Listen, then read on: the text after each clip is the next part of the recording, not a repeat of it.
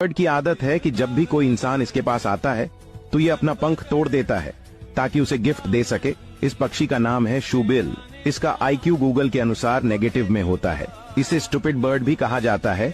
1 घंटे तक एक ही जगह पर खड़े रहते हैं। इनका डिसीजन मेकिंग भी बहुत खराब होता है।